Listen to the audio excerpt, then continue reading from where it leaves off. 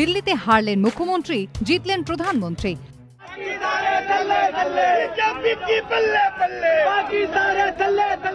MCD से जो लोगों की निराशा थी उससे कहीं ज्यादा भारी उनका आम आदमी पार्टी के प्रति क्षोभ था, आम आदमी पार्टी की सरकार से गुस्सा था। लोगों ने आम आदमी पार्टी का अनुभव देखा है और वो उससे संतुष्ट नहीं है। लोगों को लगता है कि उनके साथ धोखा हुआ है। ये जीत नरेंद्र मोदी जी के 3 साल के सरकार के कार्य, उनकी नीतियों की है, हमारे राष्ट्रीय अध्यक्ष भाई अमित शाह जी की योजनाओं की है।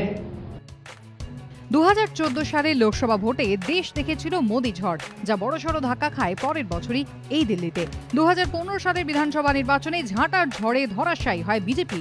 70টির মধ্যে আম আদমি পার্টি একাই পায় 67টি আসন, বিজেপি মাত্র 3টি। 2 বছর যেতে না যেতেই পাশা গেল উল্টে।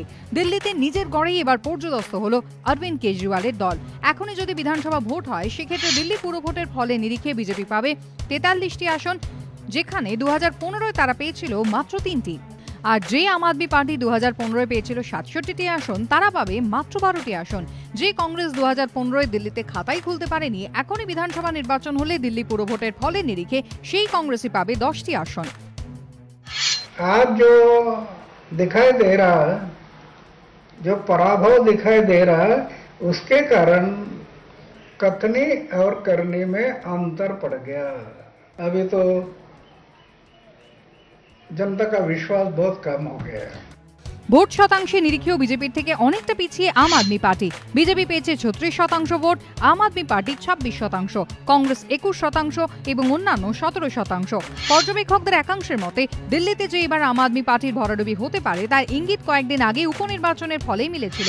রাজৌরি গার্ডেন বিধানসভা আসনটি আম আদমি পার্টি থেকে ছিনিয়ে নেয় বিজেপি। শুধু হাতছাড়া করাই নয়, কেজরিওয়ালের দল চলে যায় কংগ্রেসেরও পিছনে 3 নম্বরে।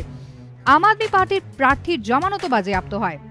এবারের পুরো ভোটেও আম আদমি পার্টির 40 জন প্রার্থীর জামানত বাজেয়াপ্ত হয়েছে। পর্যবেক্ষকদের একাংশের মতে এই হারের জেরে 2019-এর লোকসভা ভোটের আগে অরবিন্দ কেজরিওয়ালের দুর্নীতি বিরোধী এবং মোদী বিরোধী ভাবমূর্তি বড়সড় ধাক্কা খেল। এবিপি আনন্দ।